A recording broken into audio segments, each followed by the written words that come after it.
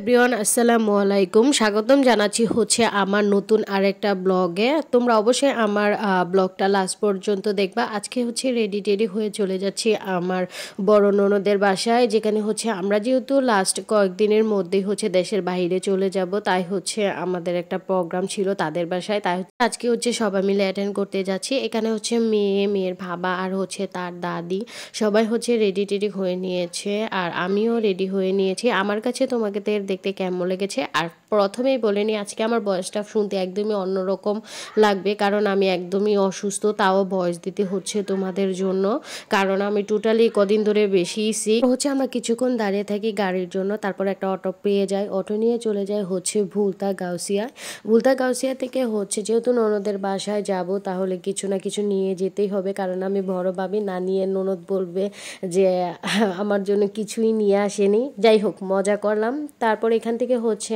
আমি মিষ্টি নিয়ে নিই। এখানে একটা কথা বলে রাখি, কার আমার মতো হচ্ছে কালো মিষ্টিটাই বেশি পছন্দ করো অবশ্যই কমেন্টে জানাবা। এখানে হচ্ছে সাদা আর লাল কালার মিষ্টিটা নেওয়া হচ্ছিল। আমি আমার হাজব্যান্ডকে বলছিলাম যে কালো কালার মিষ্টিটা নেও, এখানকার ভাইয়াটা হচ্ছে লাল মিষ্টিটাই দিয়ে দেয়, তাই আর আমার হাজব্যান্ড নেয়নি। আর এইদিকে হচ্ছে আমার মেয়ে দই দেখে তো দইয়ের জন্য পাগল হয়ে যায়, তার সে এখানে বসে হচ্ছে দই খাচ্ছিল। তারপর মিষ্টি নেওয়া শেষে আমরা চলে যাই হচ্ছে একটা ফলের দোকানে, যেখান থেকে হচ্ছে মালটা কিনবো, কারণ আমার ননদের মেয়েটা হচ্ছে মালটা খেতে খুবই ভালোবাসে, তাই তার জন্য হচ্ছে এখানে হচ্ছে মালটা কিনে নিলাম। তারপর হচ্ছে সব কেনাকাটা শেষে টাকা দিয়ে তারপর হচ্ছে আমরা চলে যাই হচ্ছে রিক্সা দিয়ে। আর হ্যাঁ, আমরা কিন্তু যেছিলাম হচ্ছে বুলতাগাউসিয়া, সেখান থেকে হচ্ছে গোলাকাইন্দাল আমার ননদের বাসায় যাব। বুলতাগাউসিয়া থেকে হচ্ছে একটা অটো নিয়ে চলে যাই হচ্ছে গোলাকাইন্দালের উদ্দেশ্যে। তাড়াতাড়ি হচ্ছে পৌঁছে যায় আমার ননদের বাসায়। আর এই বাসাটা হচ্ছে কোনো একটা নেতার, মেবি রূপগঞ্জবাসী হয়তো চিনে থাকলে অবশ্যই কমেন্টে জানাবেন। আর তারপর হচ্ছে আমরা চলে যাই হচ্ছে আমাদের ননদের বাসায়। আমার ননদ যেহেতু দোতলায় থাকে, আমার ননদ আমাদেরকে রিসিভ করতে এসেছিল, কিন্তু সে যেহেতু পর্দা করে তাই ভিডিওতে আনতে পারিনি, নয়তো তোমাদের সাথে অবশ্যই শেয়ার করতাম। ননদের বাসাটা এত সুন্দর কি বলবো, কারণ সে খুবই পরিপাটি এবং সুন্দর করে রাখে। আর এইদিকে তো আমার মেয়ে তার ফুফাতো বোনকে পেয়ে তো দুজনকে দৌড়িয়ে দিচ্ছিল, বা তাদের মধ্যে হচ্ছে কি মোর মহব্বত আর ভালোবাসা। আর আমার ননদ তো তার বেলকুনিটা এত সুন্দর করে সাজিয়েছে, এখানে সব হচ্ছে রিয়েল প্লান্ট, আর এখানে হচ্ছে মানি প্ল্যান্ট গাছ দিয়ে তার বারান্দাটাকে খুবই সুন্দর করে সাজিয়েছিল। আমারও একদিন ইচ্ছে আছে এরকম করে সাজার। আর আমার মেয়ে, ননদের মেয়ে এত দুষ্টুমি শুরু করছে কি বলবো। আমরা আসতে না আসতেই হচ্ছে আমাদের নাস্তা দেওয়া হয়েছিল মোয়া আর হচ্ছে এই বাদামের কটকুটিটা, এটা খেতে এত মজা ছিল। আর বাদামের কটকুটি তো অনেক আগে খেয়েছি।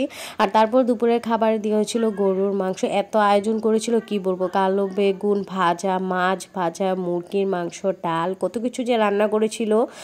আর আমরা হচ্ছে নাস্তা টাস্তা খেয়ে বিকালে হচ্ছে ঘুরতে যাই, তারপর হচ্ছে এই বাইরে গিয়ে সফট ড্রিঙ্কটা খাই। তারপর বিকালের দিকে হচ্ছে চলে আসি হচ্ছে তার ছাদের উপরে। আর ছাদের উপরে দিয়ে এখানে সূর্যাস্তটা এত সুন্দর লাগছিল। আর আমার ননদ হচ্ছে তার ছাদেও হচ্ছে লেয়ার প্যান্ট লাগিয়েছিল, এত সুন্দর, পর্তুলিকা গাছ থেকে শুরু করে ক্যাকটাস গাছ সব কিছুই লাগিয়েছিল। তাদের বাসাটা যেহেতু গোলাকাইন্দাল মাজারের, এটা হচ্ছে মাজারের একটা মিনার। আর এইদিকে আমি হচ্ছে পর্তুলিকা ফুল দেখে হচ্ছে ভিডিও করে নিয়েছিলাম, কারণ পর্তুলিকা ফুল আমার কাছে খুবই ভালো লাগে। কোনো দিন যদি আমি আল্লাহর রহমতে করতে পারি, তাহলে আমি একদিন ছাদ বাগান করার আমার অনেক ইচ্ছা আছে। আর এদিকে আমার ননদের হাজব্যান্ড হচ্ছে কবুতর পালে, এইটাও একটু ভিডিও আপনাদের দেখিয়ে দিলাম। আর বুলতাগাউসিয়ার ফ্লাইওভারটা দেখতে এত সুন্দর লাগছিল, তাদের ছাদ থেকে কি বলবো, পুরো বুলতাগাউসিটাই দেখা যায়। তারপর ছাদ থেকে এসে দেখে আমার ননদ এদিকে হচ্ছে বিকালে নাস্তা দিয়ে দিয়েছিল, এখানে হচ্ছে দই মিষ্টি, তারপর হচ্ছে মালটা কেটে দিয়েছিল, হচ্ছে সবাই খাচ্ছিলাম আর আটা দিচ্ছিলাম। আর আমার ননদ তো বলছিল তোমরা চলে যাবে, আমাদের কাছে খুবই খারাপ লাগবে, বাড়িটা একদম ফাঁকা লাগবে আমার রাহি ফুপ্পিকে ছাড়া। আর এইদিকে আমিও হচ্ছে খেয়ে নিচ্ছিলাম। এই ছিল হচ্ছে আমার ননদের বাসার হচ্ছে আড্ডা। আমার কাছে তো দিনটা খুবই ভালো কেটেছে। তোমাদের কাছে আমার আজকের ব্লগটা কেমন লেগেছে অবশ্যই কমেন্টে জানাবো। আজকের মতো এখানে শেষ করছি, দেখা নেক্সট কোনো ভিডিওতে। আল্লাহ হাফেজ।